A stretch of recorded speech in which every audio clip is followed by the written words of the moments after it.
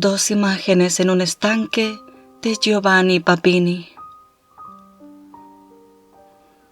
Solo para volver a ver mi rostro en un estanque muerto, lleno de hojas muertas, en un jardín estéril, me detuve después de tanto tiempo en la pequeña capital.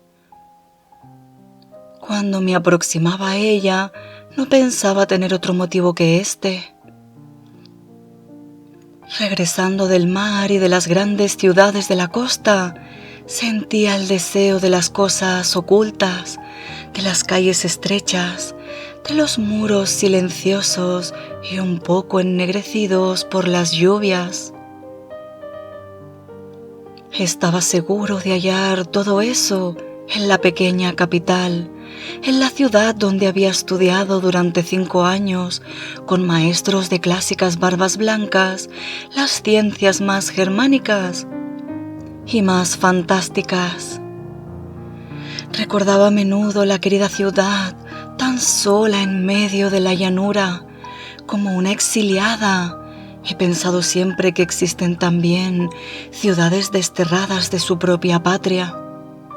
Sin río, sin torres ni campanarios, casi sin árboles, pero totalmente quieta y resignada en torno al gran palacio rococó en el que charla y duerme la corte. En las calles, a cada 100 pasos, hay un pozo y junto al pozo una fuente, y sobre cada fuente un guerrero de terracota pintado de azul y rojo pálido. Recordaba también la casa en que viví durante los años de mi aprendizaje científico. Mis ventanas no se abrían sobre la plaza, sino sobre un gran jardín, cerrado entre las casas, donde había en un rincón un estanque rodeado por rocas artificiales. A nadie le importaba el jardín. El viejo señor había muerto y la hija, aburrida y devota, consideraba a los árboles como herejes y a las flores como vanidosas. También el estanque había muerto por su culpa. Ningún chorro brotaba ya de su seno. El agua parecía tan cansada e inmóvil como si fuese la misma desde hacía una cantidad enorme de años. Por lo demás, las hojas de los árboles la cubrían casi enteramente e incluso las hojas parecían haber caído allí en otoños míticamente lejanos. Ese jardín fue el sitio de mis alegrías mientras viví en la pequeña capital.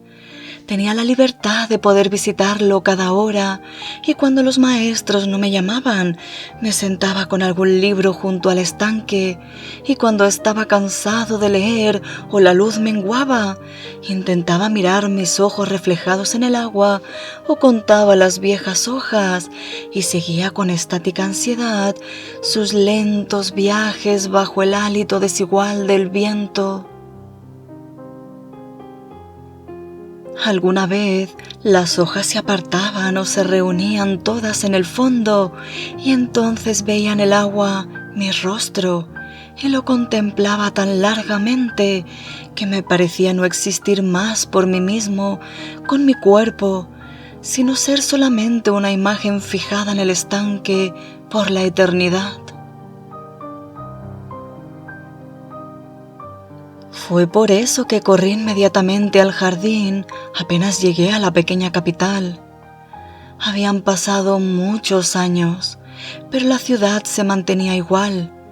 Por las mismas calles estrechas pasaban las mismas mujeres enanas y amarillentas de cofias ajadas, y los guerreros de terracota, inútiles y ridículos, se apoyaban en el puño de las espadas sobre las habituales fuentes.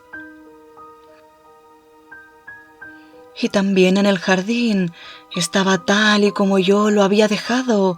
También el estanque estaba como yo lo vi por primera vez antes de regresar a mi patria. alguna mata de más en los canteros, algunas hojas más en el estanque y todo el resto como antaño. Quise entonces volver a ver mi cara en el agua y me di cuenta de que era diferente, muy diferente de aquella que tan lúcidamente recordaba.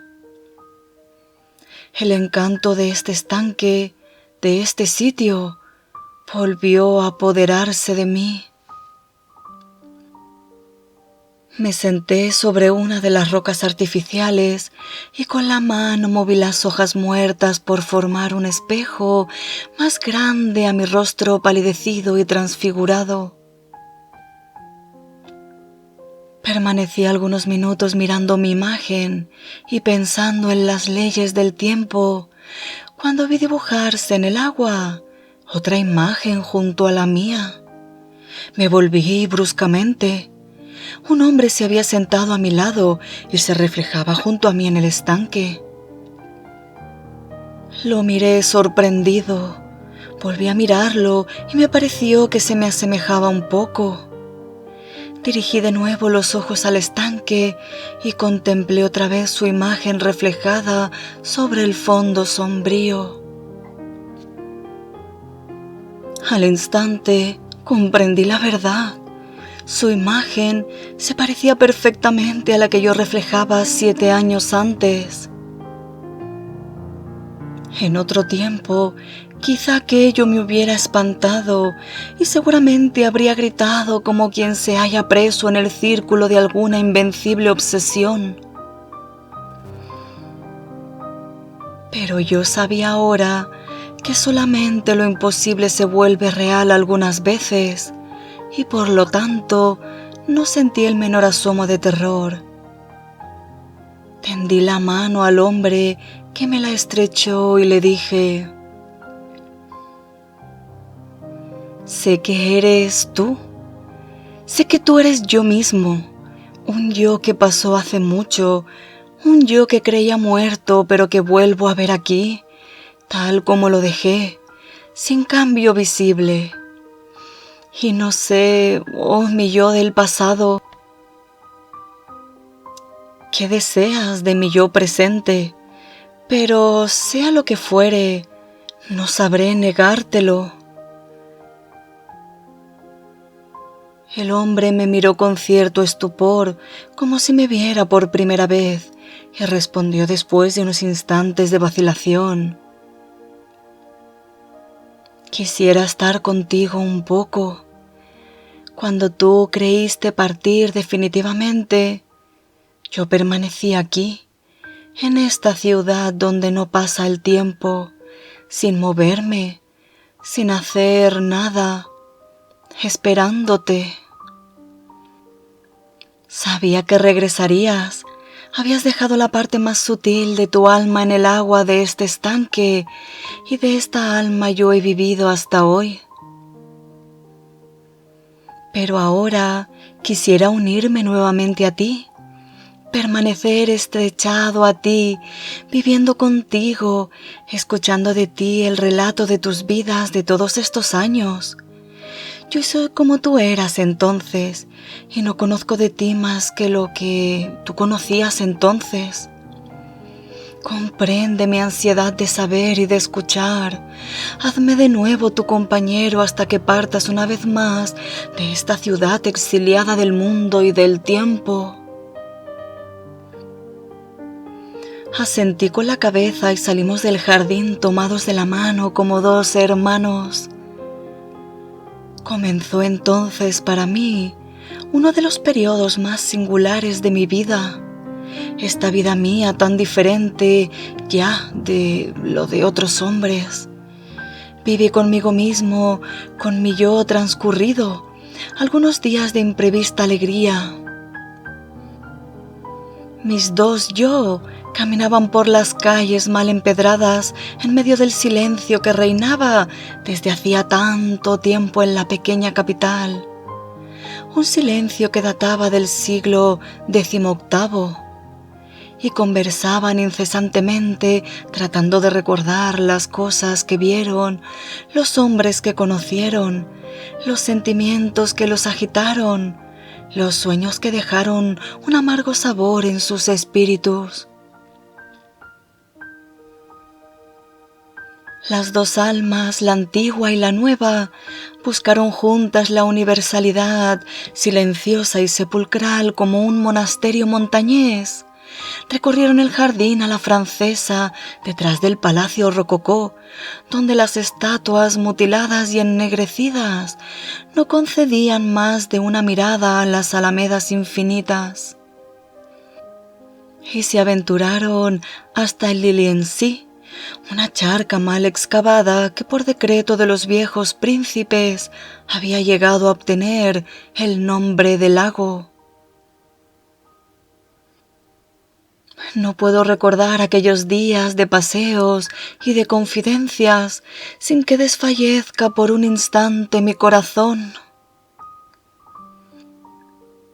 Pero luego de las primeras horas de efusión, después de los primeros días de vocaciones, comencé a sentir un tedio inenarrable al escuchar a mi compañero. Ciertas ingenuidades, ciertas brutalidades, ciertos modos grotescos que continuamente exhibía me desagradaban. Me percaté además al hablar extensamente con él de que estaba lleno de ideas ridículas, de teorías ya muertas, de entusiasmos provincianos hacia cosas y seres que yo ni siquiera recordaba. Confiaba en ciertas palabras, se conmovía con ciertos versos, se exaltaba ante ciertos espectáculos que a mí, en cambio, me inspiraban muecas o sonrisas. Su cabeza estaba llena todavía de ese romanticismo genérico, desproporcionado, hecho de cabelleras desmelenadas, de montañas malditas, de bosques tenebrosos, de tempestades y de batallas con redoblar de truenos y tambores, y su corazón se deshacía en aquel pathos germánico. Flores azules, luna entre nubes, tumbas de castas novias, cabalgatas nocturnas, del cual vivían los esmirriados petimetres melancólicos y las señoritas rubias un poco obesas. Su ingenuo orgullo, su inexperiencia del mundo, su ignorancia profunda de los secretos de la vida que al principio me divertían, terminaron por cansarme, por suscitar en mí una especie de compasión despreciativa que poco a poco llegó a la repugnancia. Durante algunos días aún supe resistir mi deseo de insultarlo o de huir, pero una mañana, luego de que hubo declamado con gran énfasis un light estúpidamente conmovedor, sentí que mi desprecio iba transformándose en odio. Y sin embargo, pensé, yo mismo he sido en otra época este hombre del que me burlo, este joven ridículo, ignorante. Él es todavía de alguna manera yo mismo.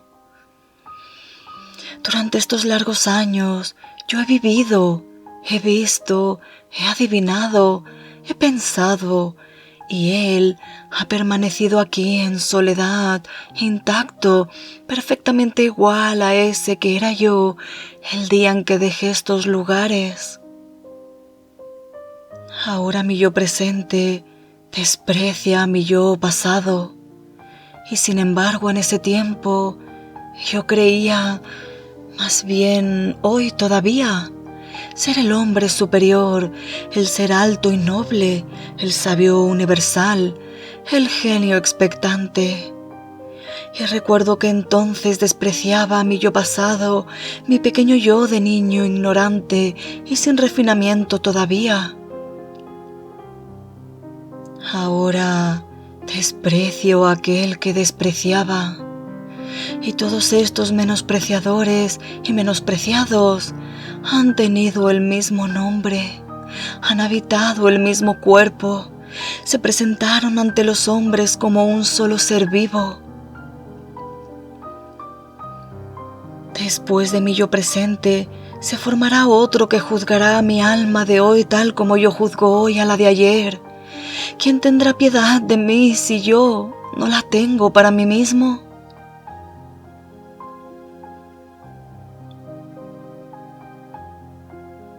Mientras yo pensaba esto, el yo antiguo me hablaba y declamaba.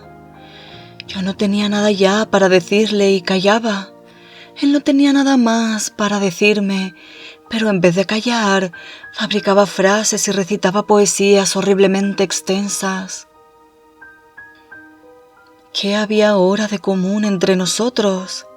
Habiendo agotado los recuerdos del pasado lejano, yo no podía hablar con él del pasado próximo.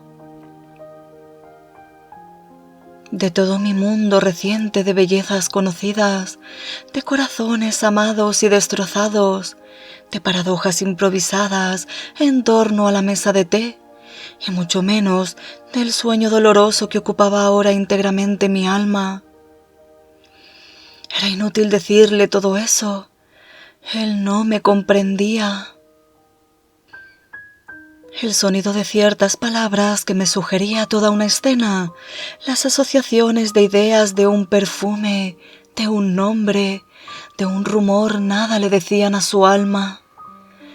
Me rogaba que le hablara, y si consentía, me escuchaba con curiosidad, pero sin sentir, sin comprender, sin revivir conmigo lo que yo le narraba. Sus ojos se perdían en el vacío y apenas yo enmudecía, recomenzaba sus declamaciones y sus melosidades sentimentales. Llegó, pues, un día en que el odio contra ese pasado yo mío no supo ya contenerse.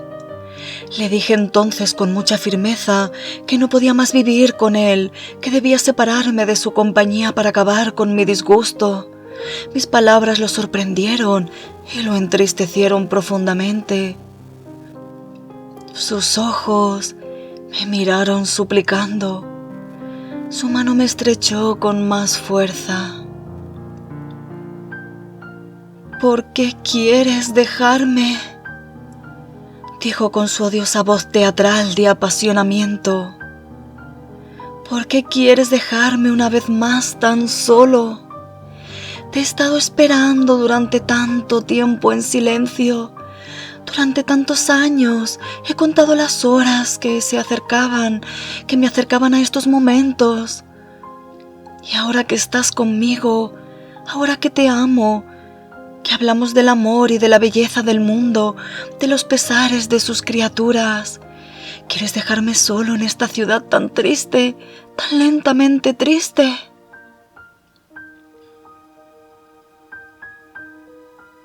No respondí a sus palabras, sino con un gesto de rabia. Pero cuando me adelanté para irme, sentí su brazo aferrarme con violencia y escuché de nuevo su voz que me decía sollozando: «No, tú no partirás, no te dejaré partir. Soy tan feliz ahora de poder hablar a alguien que puede comprenderme, alguien que todavía tiene un corazón ardiente, que viene de las ciudades, de los vivos, que puede escuchar todos mis gemidos y acoger mis confesiones. No, tú no partirás, no podrás partir, no permitiré que te vayas».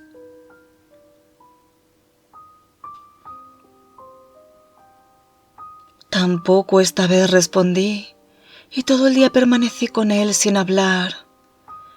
Él me miraba en silencio y me seguía siempre.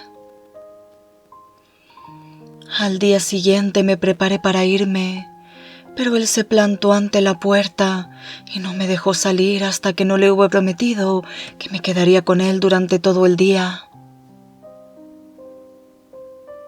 Así pasaron todavía 4 días. Yo intentaba eludirlo, pero él me perseguía constantemente, aburriéndome con sus lamentaciones e impidiéndome, aun por la fuerza, abandonar la ciudad. Mi odio y mi desesperación crecían de hora en hora. Finalmente, el quinto día, viendo que no podía liberarme de su celosa vigilancia, pensé que solo me quedaba un medio y salí resueltamente de casa, seguido de su lamentable sombra. También aquel día anduvimos por el estéril jardín, donde tantas horas había pasado yo con su forma y con su alma, y nos aproximamos también aquel día al estanque muerto, cubierto de hojas muertas. También aquel día nos sentamos sobre las falsas rocas y separamos con la mano las hojas para contemplar nuestras imágenes. Cuando nuestros dos rostros aparecieron juntos sobre el espejo sombrío del agua, me volví rápidamente, aferré a mi yo pasado por los hombros y lo arrojé de cara al agua en el sitio donde aparecía su imagen. Empujé su cabeza bajo la superficie y la sostuve quieta con toda la energía de mi odio exasperado. Él intentó resistirse, sus piernas se agitaron violentamente, pero su cabeza permaneció bajo el remolino trémulo del estanque. Después de algunos instantes, sentí que su cuerpo se debilitaba. Entonces lo solté y cayó aún más abajo hacia el fondo del agua. Mi odioso yo pasado, mi ridículo y estúpido yo de otros años había muerto para siempre. Abandoné con calma el jardín y la ciudad. Nadie me molestó jamás por este hecho. Y vivo ahora todavía en el mundo, en las grandes ciudades de la costa. Y me parece que me falta algo cuyo preciso recuerdo no poseo. Cuando me asalta la alegría de sus tontas risas, pienso que soy el único hombre que ha matado a su yo y que vive todavía. Pero esto no es suficiente para que permanezca serio.